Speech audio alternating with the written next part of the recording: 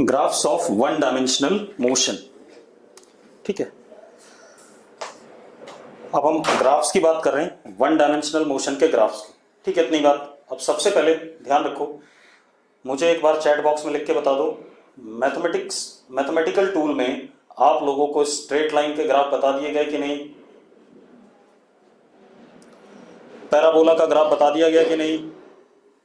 Parabola straight line और parabola के graph आपको बता दिए गए हैं। ठीक है, चलो मैं भी थोड़ा सा बता देता हूं, उसके बाद बात करेंगे। ठीक है, अगर हमारे पास y is a function of x, अगर मैं ऐसा कहूं y x का फंक्शन है, ठीक है, अब ध्यान से सुनना, अब कोई बात नहीं करेगा, कोई चैट बॉक्स में कुछ नहीं लिखेगा, ध्यान से सुनो। मैं कह रहा हूं अगर y x का फंक्शन है, ठीक है, इतनी बात क्लियर है? सिर्फ यस लिखो अगर क्लियर है तो। ठीक है, यानी कि y depends on x, y की वैल्यू किस पे डिपेंड करती है? x पे। इसका मतलब यह है y is a function of x, y depends on x। Clear है भाई? अब हम क्या करते हैं, इसमें x की वैल्यू डालते जाएंगे और हमें उसके करस्पॉन्डिंग y की वैल्यू मिलती जाएगी। यही करते हैं ग्राफ में। अरे ग्राफ में सिंपल इतना ही काम करते हैं ना, x की वैल्यू डालते जाते हैं, हमें y की वैल्यू मिलती जाती है और हम xy प्लेन पे ग्राफ प्लॉट कर देते हैं। कैसे? हमारे पास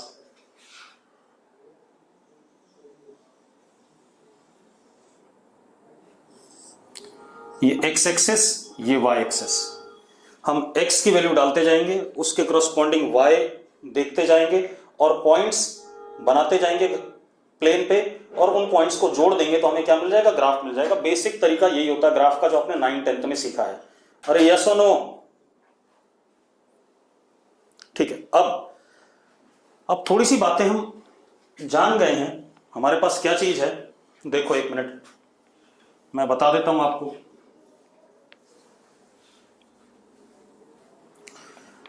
अगर y x का फंक्शन है तो देखो, if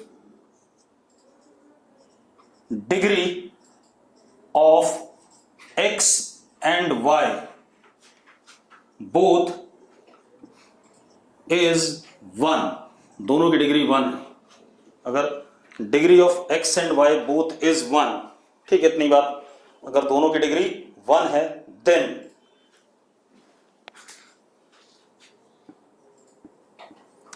graph is straight line. तब ग्राफ हमारा कैसा बनेगा? y और x का स्ट्रेट लाइन बनेगा। ये आपको मैथ्स वाले सर ने बता रखा होगा। ठीक है, चलो एक और चीज, डिग्री क्या होती है पहले भी बता दूं। अगर कोई एक्सप्रेशन है हमारा x में, ठीक है, तो उसकी मैक्सिमम पावर को डिग्री कहते हैं। ठीक है, या कोई एक्सप्रेशन है y में, उसकी मैक्सिमम हाईएस्ट पावर को हम क्या कहते हैं? डिग्री कहते हैं। क्लियर है इतनी बात? तो अगर मैक्सिमम पावर x की 1 है और y की 1 है तो डिग्री क्या हो गई? 1 हो गई।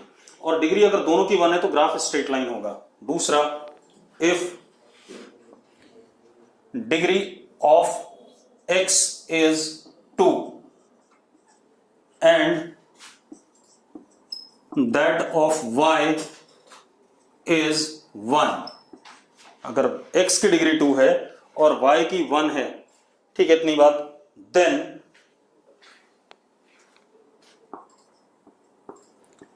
Graph is parabolic. तब ग्राफ क्या होता है? पैराबोलिक होता है। अगर x की डिग्री 2 है और y की डिग्री 1 है तो ग्राफ क्या होता है? पैराबोलिक। क्लियर है? मैथ्स वाले सर ने आपको बताया होगा ये।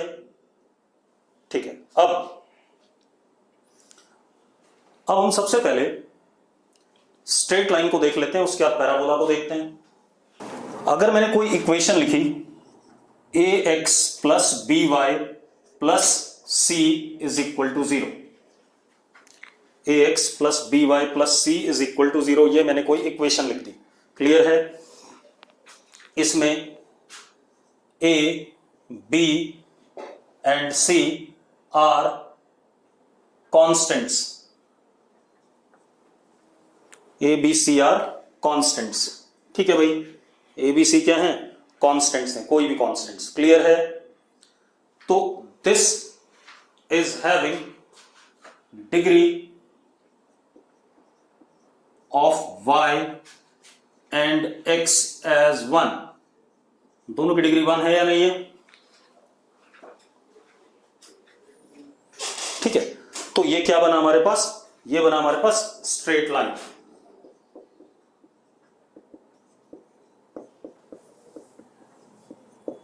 ठीक है, इतनी बात क्या बन गया हमारे पास? स्ट्रेट लाइन बन गया. क्लियर है?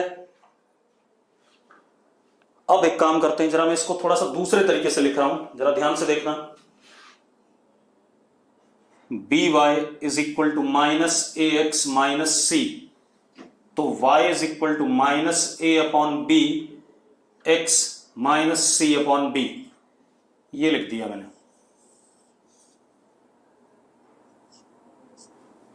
ऐसा भी लिख सकता हूं कि नहीं लिख सकता हूं? अरे लिख सकता हूं या नहीं? ठीक है. अब मैथ्स वाले सर ने आपको बताया होगा, एक और फॉर्म बताया होगा स्ट्रेट लाइन की इक्वेशन का, y is equal to m x plus c. बताया हुआ कि नहीं बताया हुआ है? अरे याद करो, y equal to m x plus c बताया हुआ है कि नहीं बताया हुआ है? अब अगर इन दोनों इक्वेशंस को हम कंपेयर करें, क्या करें? कंपेयर करें. ठीक है, इतनी बात. तो m is equal to minus a upon b, यानी कि negative coefficient of x, x का coefficient a upon coefficient of y. Yes और नो? अरे बात क्लियर है या नहीं? ठीक है, अब मजेदार बात देखो. This is called as what? Slope of line. क्या कहलाता है? Slope of line. मैथ्स वाले सर ने बता रखा आपको, इसलिए मैं ज्यादा डिटेल में नहीं जा रहा हूं. बताया हुआ है, सबको क्लियर है? अब स्लोप ऑफ लाइन क्या होता है, जरा देखो एक minute.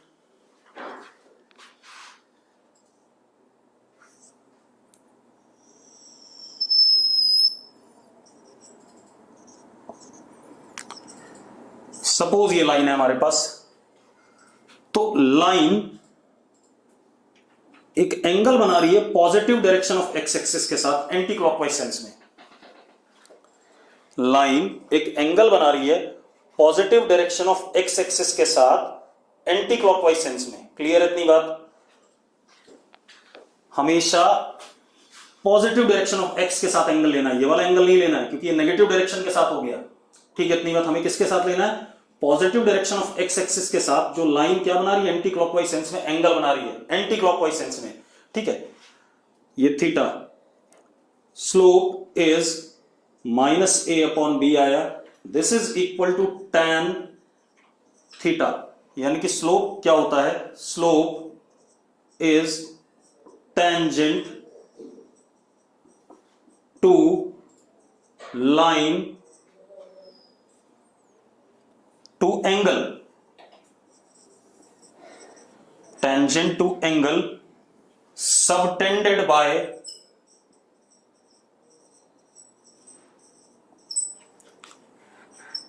line with positive direction of x-axis in anti clockwise sense. पूरी बात ध्यान रखना, थोड़ी सी बात भी गड़बड़ करी तो आंसर अलग आएगा. तो मैंने क्या कहा? स्लोप क्या होता है? tan of angle subtended by line with positive direction of x axis in anti clockwise sense. Clear है सारी बात? भाविका ने यस लिखा है, बाकी चलो सबको क्लियर है. गुड. अब एक और चीज बेटा इसको C की जगह ना K लिख देते हैं, क्योंकि यहां भी C आ रहा है तो इसको K लिख दिया मैंने ऐसे. ठीक है, अब ये जो K है ये क्या है? k is equal to minus c upon b. ठीक है, तो k क्या हो गया, minus c upon b is y intercept. y intercept मतलब लाइन जिस जगह पे y एक्सिस को काटती है उसे कहते हैं y इंटरसेप्ट। क्लियर है? ठीक है भाई, line intersecting with y axis, तो वो लेंथ जहां पर वो y एक्सिस को काट रही है ओरिजिन से, उसको हम y इंटरसेप्ट कहते हैं। क्लियर? या वो y कोऑर्डिनेट जहां पर लाइन y एक्सिस को काट रही है उसको हम y इंटरसेप्ट कहते हैं। तो मैंने क्या कहा, y coordinate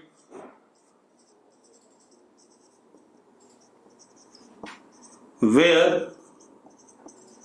line intersects with y axis, उसको हम क्या कहते हैं, क्या कहते हैं भाई, y इंटरसेप्ट। क्लियर? इतनी बात, कोई दिक्कत है? ठीक है, चलो किसी को कोई प्रॉब्लम नहीं, आगे बढ़ते हैं बेटा। अब जरा दो चार लाइनें बना के देख लेते हैं बेटा।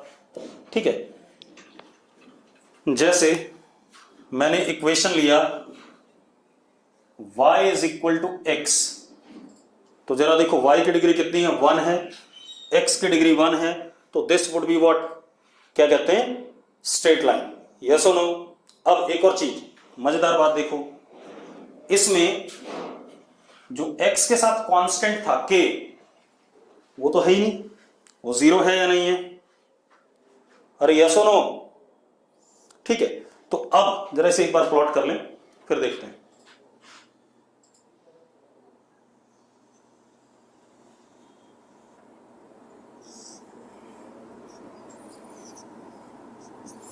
x इक्वल टू 0 पे y equal to 0, x equal to 1 पे y equal to 1, x equal to 2 पे y इक्वल टू 2। मतलब क्या बन रहा है, स्ट्रेट लाइन बन रहा है कि नहीं बन रहा है?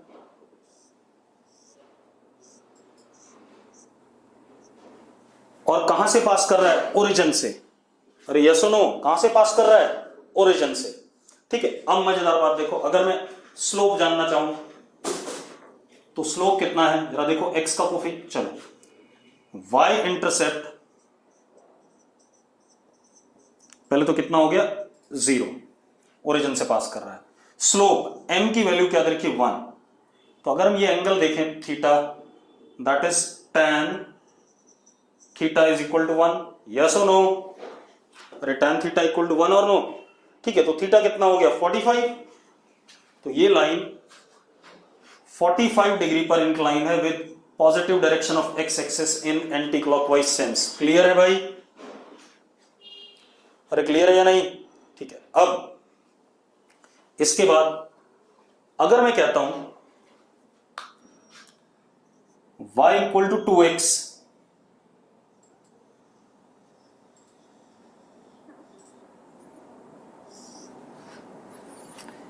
x और ये y, x 0 तो y भी 0, x 1 तो y 2, तो ये कुछ ऐसा हो गया।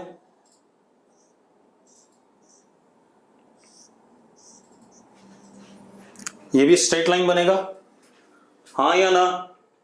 बनेगा। अब क्या कहानी है, y इंटरसेप्ट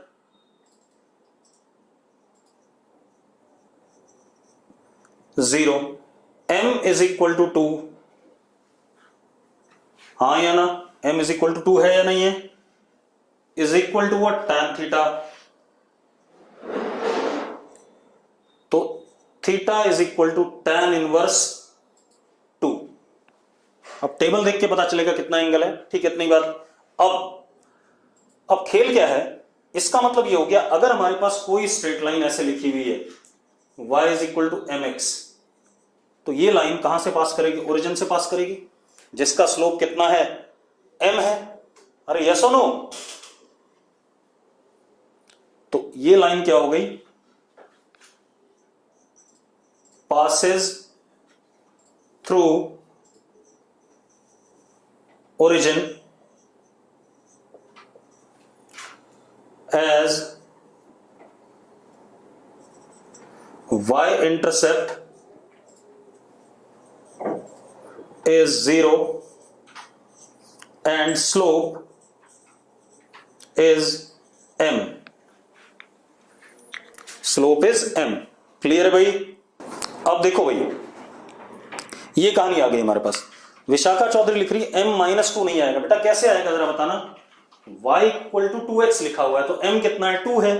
-2 कैसे आ जाएगा बेटा, जरा बताना मुझे। बेटा एक बात बताओ,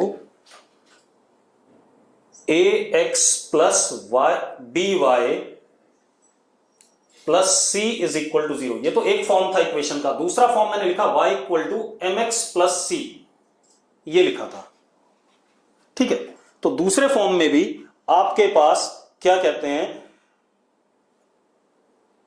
दूसरे फॉर्मेट में भी y equal to mx plus c जो था आपके पास, ठीक है, उसमें आपका m क्या है, स्लोप है या नहीं, पहले बता दो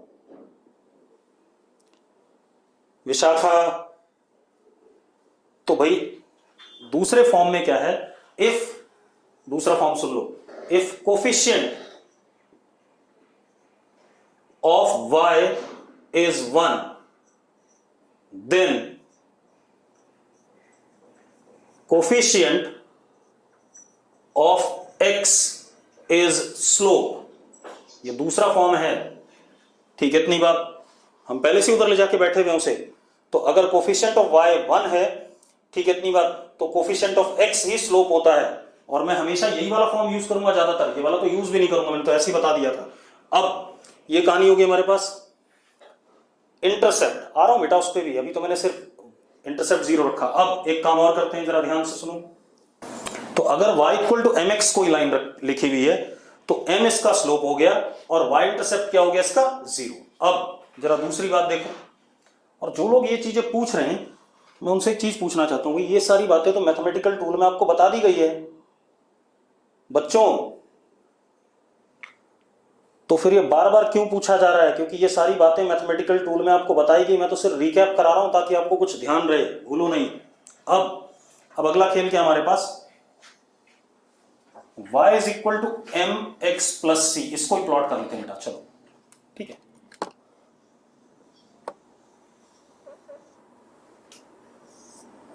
ये x हो गया, ये y हो गया। x इक्वल टू 0 पे y की वैल्यू कितनी है, c है, जिस भी बच्चे ने पूछा था। चलो ये c हो गया, मतलब y coordinate, x coordinate 0, y coordinate c। Line यहां से पास करेगी, कहां से पास करेगी, यहां से। यस और नो? अरे क्लियर है? ठीक है। अब ये एक स्ट्रेट लाइन है और इसका पॉजिटिव डायरेक्शन के साथ ये जो एंगल बन रहा है theta, m is equal to what, tan theta. तो c हमारा क्या हो गया, इंटरसेप्ट, जहां पर लाइन ने y एक्सिस को काटा। अरे क्लियर है? अब क्या कहानी है, तो आप खुद देखो, अगर मैंने लाइन लिखी y equal to mx plus c, x को 0 डाल दो तो y की वैल्यू क्या बचेगी, c बचेगी। तो y की वैल्यू c बची, तो जिस जगह से लाइन पास करेगी उसका कोऑर्डिनेट क्या हो गया, x कोऑर्डिनेट 0, y कोऑर्डिनेट क्या, c। तो वहां से लाइन पास कर रही है और वो कितना एंगल बना रही है, x एक्सिस के साथ में, पॉजिटिव डायरेक्शन के साथ में, एंटी क्लॉकवाइज सेंस में, मान लो थीटा एंगल। क्लियर है? तो tan थीटा क्या हो गया, स्लोप हो गया इसका। अब ये तो हो गई बात किसके बारे में, स्ट्रेट लाइन के बारे में।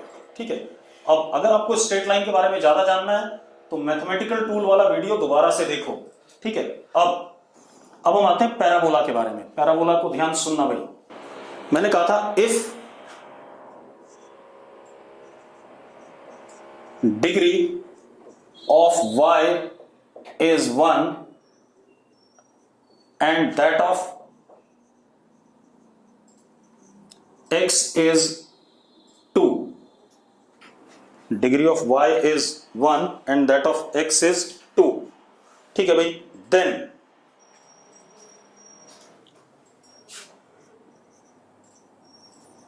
Graph is parabolic.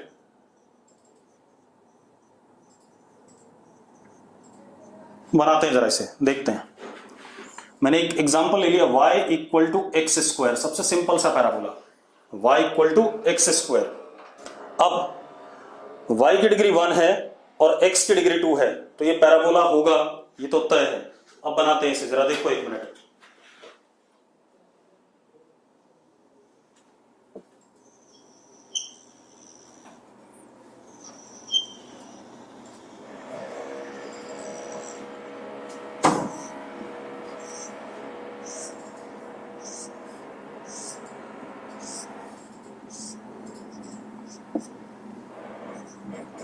This is x, this is y। अब मेरी बात सुनो, ध्यान सुनना भाई, ठीक है। अब देखो भाई, मैं क्या कह रहा हूं, x की वैल्यू अगर मैं 0 डालूं तो y की वैल्यू क्या आती है 0, x 0 तो y भी 0, मतलब एक पॉइंट तो ये हो गया। अरे क्लियर है, ठीक है। अब अगर मैं x की वैल्यू 1 डालता हूं तो y की वैल्यू 1 है, x की वैल्यू -1 डालता हूं तो भी y की वैल्यू 1 है। चेक करो जरा, अगर x की वैल्यू 1 डालता हूं तो y की वैल्यू क्या आएगी 1 आएगी, और -1 डालता हूं तो भी 1 आएगी। पक्का, ठीक है। चलो मैंने प्लॉट कर दिए दोनों पॉइंट्स, ये 1 और ये भी 1, ये -1 तो ये भी 1, ठीक है। अब इसके बाद x की वैल्यू 2 तो y की वैल्यू 4, x की वैल्यू -2 तो भी y की वैल्यू 4, यस और नो, ठीक है। x की वैल्यू 3 तो ये 9, x की वैल्यू -3 तो भी ये 9। इसका मतलब ये कुछ ग्राफ ऐसा बनेगा भाई, x उतनी तेजी से नहीं बढ़ रहा है जितनी तेजी से y बढ़ रहा है, और बिल्कुल सेम ग्राफ इस साइड बनेगा।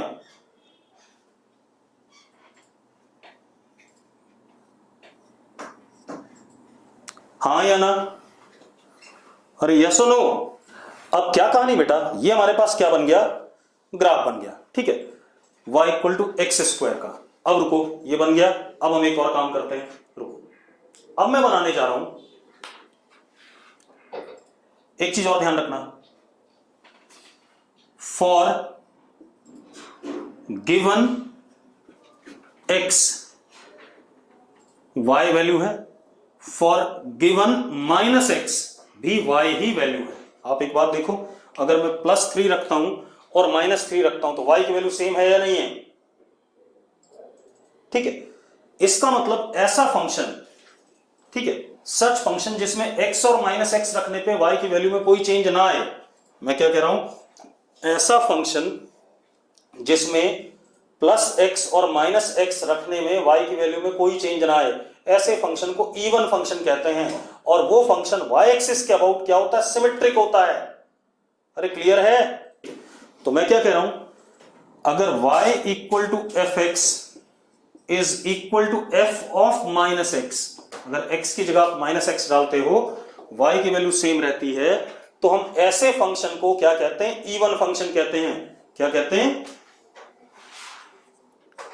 सच फंक्शन इज इवन फंक्शन। एक और मजेदार बात, सिमेट्रिक अबाउट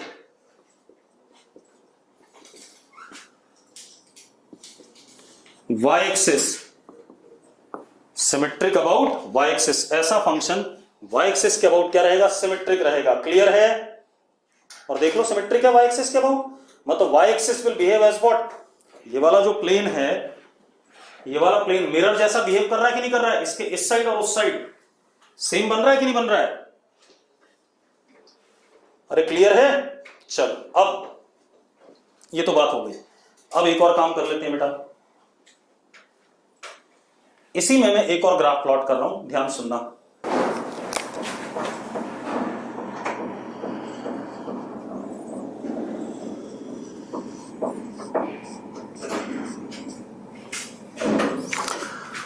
अब मैं प्लॉट करने वाला हूं y equal to minus of x square, y equal to minus of x square. Clear है भाई।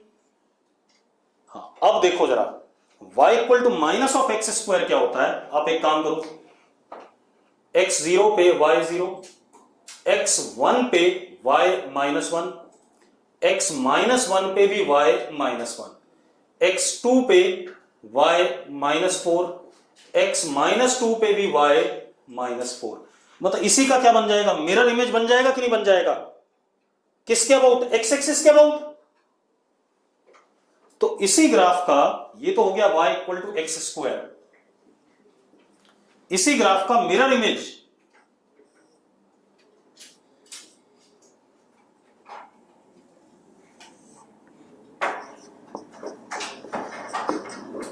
अबाउट एक्स एक्सिस बन गया कि नहीं बन गया?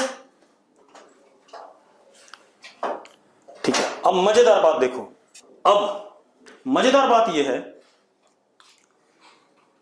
आप यहां देखो, यहां पर एक्स स्क्वायर का कोफिशिएंट क्या है? 1 है, और यहां पर एक्स स्क्वायर का कोफिशिएंट -1 है। इसको बताना चाहता था मैं। अगर पैराबोला की इक्वेशन में एक्स स्क्वायर का कोफिशिएंट कैसा है, चलो देखो एक minute. If coefficient of y is 1 and that of x square is positive, then parabola upward concave, तब पैराबोला कैसा बनेगा? अपवर्ड कनकेव बनेगा, ये बताना चाहता था मैं। Then parabola upward concave, clear इतनी बात? And if coefficient of x square is negative, then downward concave,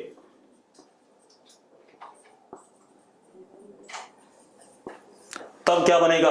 downward concave बनेगा। यस और नो? अरे क्लियर है? ठीक है, अब और बात कर लेते हैं थोड़ा सा। तो एक चीज हमने सीखी कि अगर coefficient of x square positive है तो अपवर्ड कनकेव पैराबोला होगा, और नेगेटिव है तो डाउनवर्ड कनकेव पैराबोला होगा। अब थोड़ी सी और बातें सीख लेते हैं। अगर हमारे पास y equal to 2x square हुआ तो जरा देखो, कोई दिक्कत नहीं है।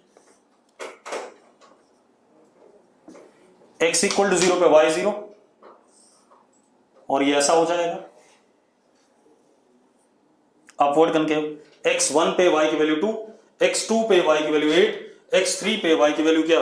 18। यस और नो? -2x स्क्वायर होता तो इसका डाउनवर्ड कनकेव हो जाता, बिल्कुल इसी का मिरर इमेज। अरे ठीक है, चलो अब एक और चीज देखते हैं।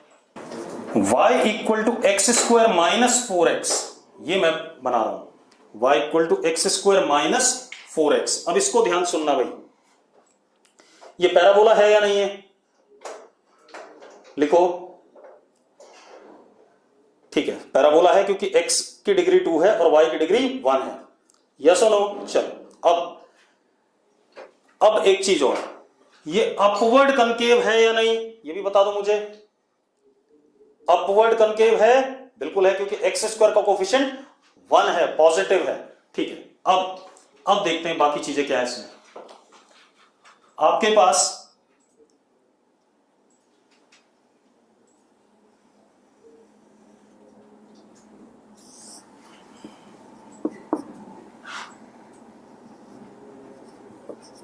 अब देखो, इसी को मैं लिख सकता हूं y equal to x common x -4 लिख सकता हूं।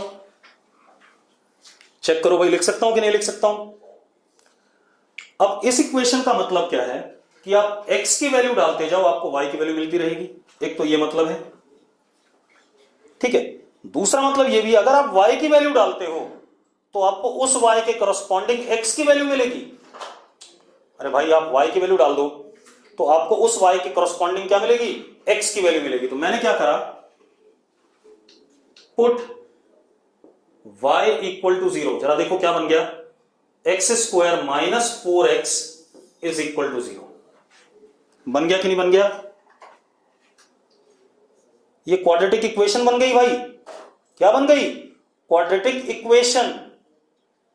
और क्वाड्रेटिक इक्वेशन के x की वो वैल्यूज जिन पे y 0 आ रहा है उनको हम क्या कहते हैं? Roots of quadratic equation. ठीक है, इतनी बात। Values of x for which y 0 is r roots of equation. उन्हीं को हम क्या कहते हैं? रूट्स ऑफ इक्वेशन कहते हैं भाई। अरे क्लियर है? ठीक है, चलो अब जरा देखो यहां पर देखो, तो y की value 0, x minus 4 equal to 0, तो एक आ गया x इक्वल टू 0 और एक आ गया x इक्वल टू 4। दो रूट्स हैं इस इक्वेशन के। कितने रूट्स हैं? दो रूट्स, जहां पर y 0 है। एक तो x इक्वल टू 0 और एक x इक्वल टू 4। ठीक है भाई, तो y कोऑर्डिनेट 0 और y कोऑर्डिनेट 0। अब क्योंकि मुझे सिर्फ प्लॉट करना है, तो ये बनेगा क्या? Upward concave. ठीक है, इतनी बात। अपवर्ड कनकेव बनेगा तो बना देते हैं भाई।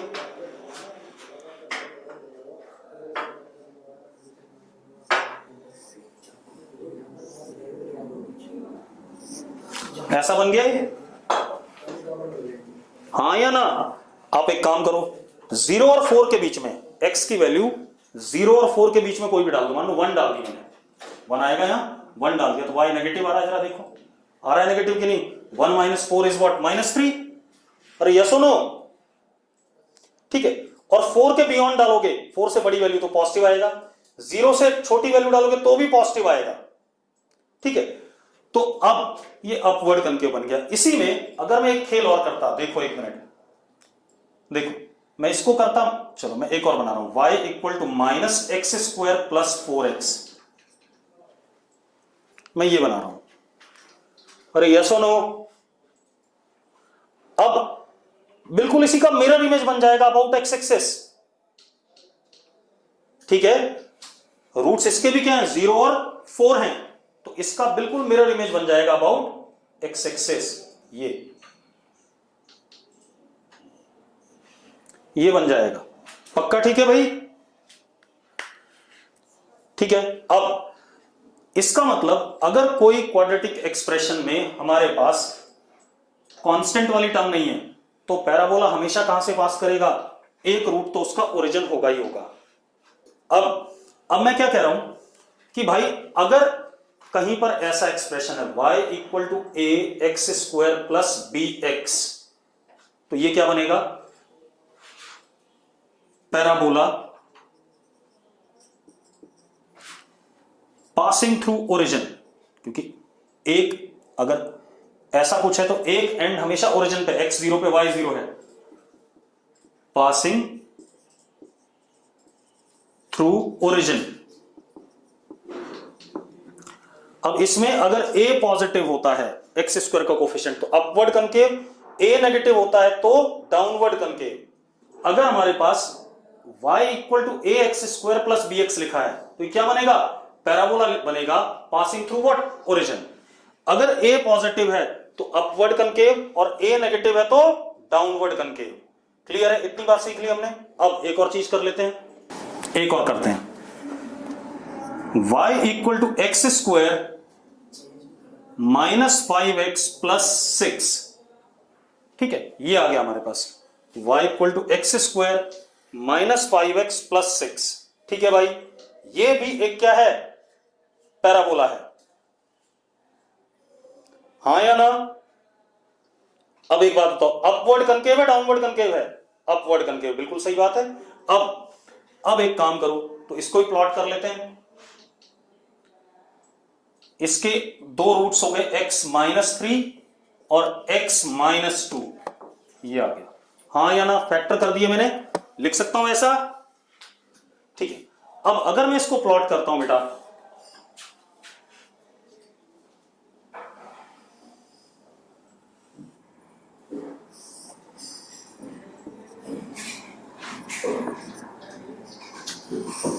ये ऐसा बनेगा, ये हो गया 2 और ये हो गया 3 0। यस और नो?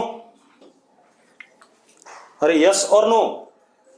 तो मजेदार बात क्या हो गई कि अगर हमारे पास कोई कांस्टेंट वाली टर्म है, कोई कांस्टेंट वाली टर्म है, ठीक है, इतनी बात, तो पैराबोला ओरिजिन से पास नहीं करेगा। क्लियर है बेटा? y को 0, एक बात बताओ, अगर मैं y को 0 पुट करूं तो x की दो रियल वैल्यू आ रही है कि नहीं आ रही है? तो भैया दो जगह तो y 0 होगा ही होगा। ठीक है, अब सुनो भाई, तो हमारे पास पैराबोला क्या हो गया? अगर कांस्टेंट वाली टर्म है तो ओरिजिन से पास नहीं करेगा। ठीक है, इतनी बात ये ध्यान रखना। क्लियर है? अब थोड़ा सा मैं आपको क्वाड्रेटिक इक्वेशन पढ़ा देता हूं, देखो जरा, उसके बाद ग्राफ स्टार्ट करेंगे, तब फिजिक्स वाले ग्राफ स्टार्ट करेंगे, अभी तो मैथ्स वाले चल रहे हैं। अब जरा देखो, y equal to a x square plus b x plus c, ये हमारे पास क्या है, एक पैराबोला है या नहीं है? ठीक है, अब मेरी बात ध्यान सुनना, ध्यान से सुनना भाई। इफ ए पॉजिटिव, अच्छा इसमें a नॉट इक्वल टू 0 रखना है, क्योंकि a अगर 0 हो गया तो ये क्या बन जाएगा, स्ट्रेट लाइन बन जाएगा भाई। अरे हां या ना? a 0 नहीं हो सकता कभी भी। चलो अब a ग्रेटर देन 0 ले लिया मैंने, तो ये क्या होगा, अपवर्ड कनकेव पैराबोला। ठीक है, अपवर्ड कनकेव पैराबोला अगर a पॉजिटिव है। यस और नो? चलो बहुत बढ़िया। अब जरा देखो, एक मिनट, एक और चीज कर रहा हूं मैं, discriminate d b square minus 4ac, इसमें पहला option if d greater than 0, अगर d ग्रेटर देन 0 हो, तो आपने पढ़ा होगा 10th क्लास में, अगर d ग्रेटर देन 0 होता है तो x के दो रियल रूट होते हैं, मतलब y को 0 रखने पे x की दो रियल वैल्यूज आएंगी, आएंगी कि नहीं आएंगी? ठीक है, तो 2 real roots of x for y equal to 0, y की वैल्यू 0 डालने पे x की दो रियल वैल्यूज आएंगी। अब मैं ग्राफ बना देता हूं, जरा देखो,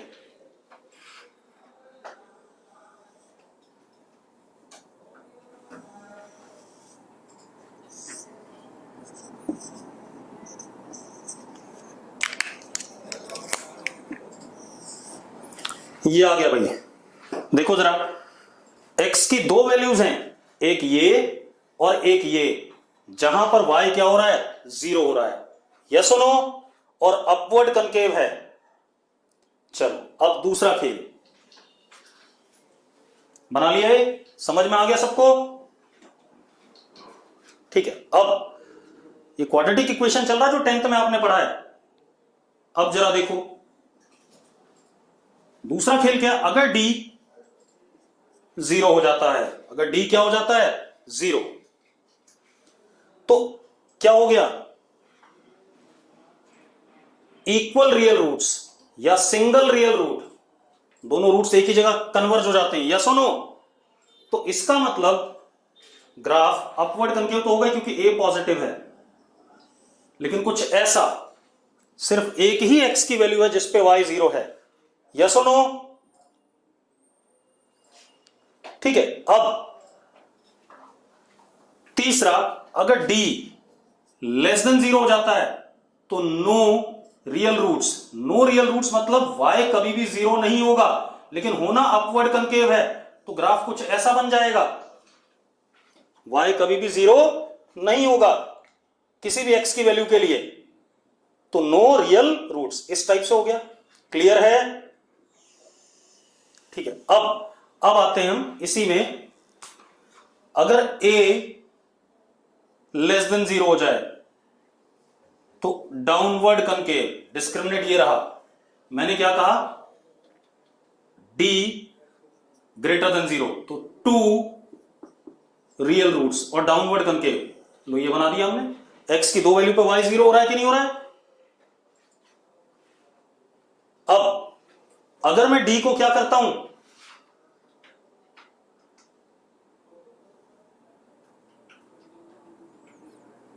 अगर मैं d को क्या करता हूं, 0, तो इक्वल रियल रूट्स, ये आ गया भाई।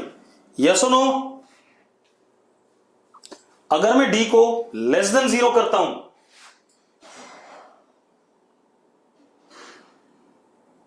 तो y की कोई भी वैल्यू नहीं आएगी जिसपे y की जीरो कभी भी होगा ही नहीं किसी भी x के लिए, रियल वैल्यू के लिए। तो क्या हो गया, ये बन गया कि नहीं बन गया?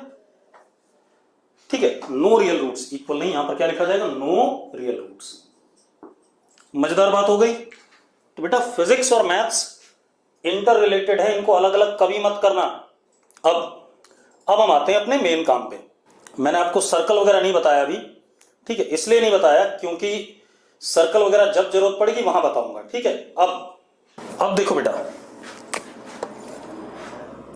हमारे पास मोशन इन 1D में हमने पढ़ा था मोशन दो टाइप है, uniform motion,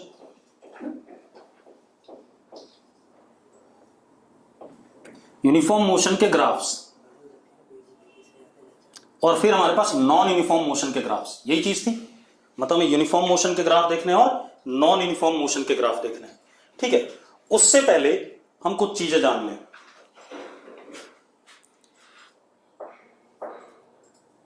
position versus time curve.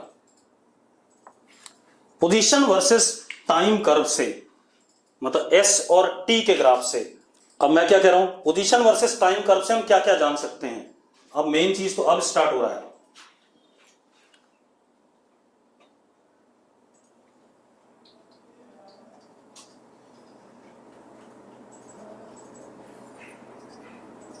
This is S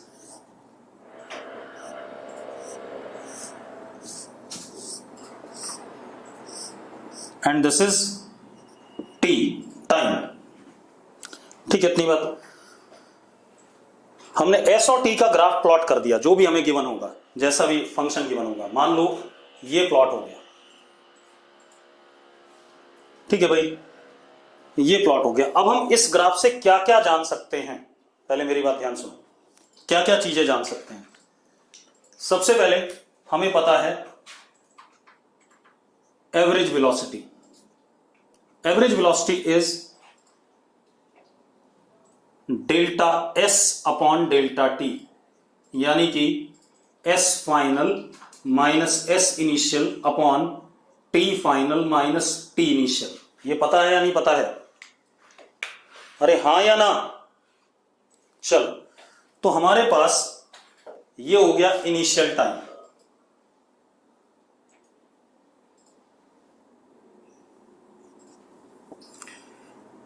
इसके कॉरस्पॉन्डिंग ये हो गया हमारे पास इनिशियल पोजीशन।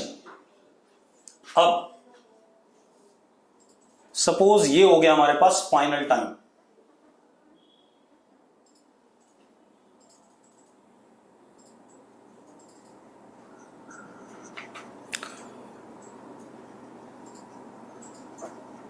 और ये हो गया हमारे पास फाइनल पोजीशन, ठीक है। अब जरा ध्यान से देखना भाई, उसने क्या बोला है,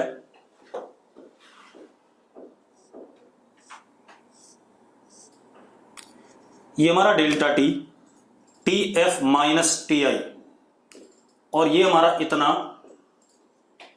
delta S, S F minus S I. कोई दिक्कत है इसमें? अब दिस थिंग, ये इतना upon this is what average velocity. तो मैंने क्या करा, जरा देखो एक मिनट।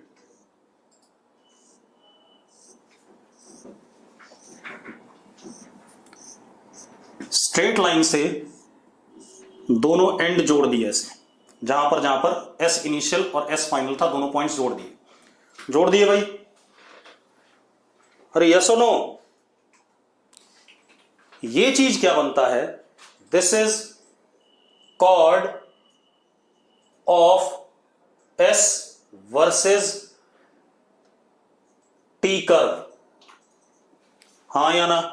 जो मैंने लाइन जोड़ी इन दोनों पॉइंट्स की, ये एस वर्सेस टी कर्व का क्या कॉर्ड है या नहीं है? ये दो जगह पे काट रहा है, ठीक है। अब आप एक काम करो, अगर ये एंगल मैं यहां से थीटा कहता हूं, तो delta S upon delta T, ये राइट एंगल ट्राइंगल बन रहा है। Delta S upon delta T is what, tan theta. अरे हां या ना? बन रहा है भाई? अब एक काम और करो, देखो एक मिनट, ये लाइन और ये टाइम वाली एक्सिस पैरेलल है, तो ये भी क्या हो गया, थीटा हो गया कि नहीं हो गया? हो गया भाई। अगर ये थीटा हो गया तो this tan theta is what, m, slope of chord. इस कॉर्ड का क्या हो गया, स्लोप हो गया कि नहीं हो गया, पहले बताओ मुझे। हो गया। Slope of chord of s versus t curve for given interval of time